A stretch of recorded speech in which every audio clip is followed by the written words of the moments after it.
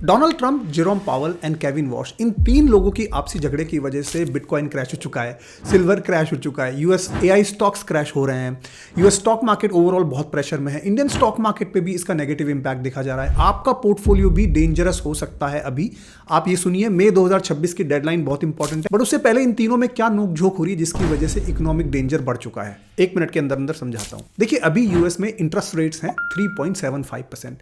Donald Trump ने Jerome पावल को ये बोला हुआ है, जो कि यूएस के फेड चेयर हैं, इनको बोला हुआ है कि भाई 3.75% से इस इंटरेस्ट रेट को कम करो और 1% के आसपास लेके आओ। जेरोम पावल का कहना है कि भाई मैं इंटरेस्ट रेट्स आपके प्रेशर की वजह से कम नहीं करूंगा, अगर क्योंकि मैं इंटरेस्ट रेट कम करूंगा तो इन्फ्लेशन मतलब महंगाई दर बढ़ जाएगी, वो ये करना नहीं चाहते। तो डोनाल्ड ट्रंप अब जेरोम पावल को फायर तो कर नहीं सकते, इनके पास वो पावर नहीं है। तो इन्होंने क्या किया कि मई 2026 में जेरोम पावल का जो टेन्योर है वो खत्म होने वाला है।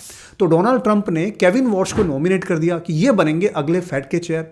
अब केविन वॉश ये बोलते हैं कि मैं डोनाल्ड ट्रंप से सहमत करता हूं इंटरेस्ट रेट कम करने के लिए, मैं इंटरेस्ट रेट कम करूंगा, 3.75% से इसको घटाऊंगा मैं। लेकिन साथ में केविन वॉश ने ये कहा है कि भाई मैं मनी प्रिंटिंग नहीं करने दूंगा, जिसकी वजह से क्या हुआ कि मार्केट को, इन्वेस्टर्स को ये लगा कि अगर मनी प्रिंटिंग नहीं होगा यूएस में तो लिक्विडिटी नहीं रहेगी मार्केट में, इकोनॉमी में लिक्विडिटी नहीं रहेगी। और जब लिक्विडिटी नहीं रहेगी तो सबसे पहले जो एसेट्स गिरती हैं वो एसेट्स गिरती है जहां पे स्पेक्यूलेशन होता है, सट्टेबाजी होती है। For example bitcoin hugely speculative asset है, इसका वैल्यूएशन कौन कर सकता है? चांदी देखिए, स्पेक्यूलेटिव एसेट थी, काफी गिरी, जैसे ये नॉमिनेशन हुआ उसके बाद 50% 40% गिर गई चांदी।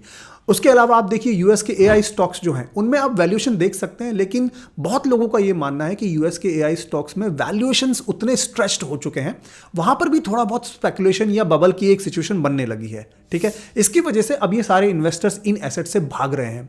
इसकी वजह से ओवरऑल मार्केट भी प्रेशर में आ रहा है, पोर्टफोलियो में भी प्रेशर आ रहा है।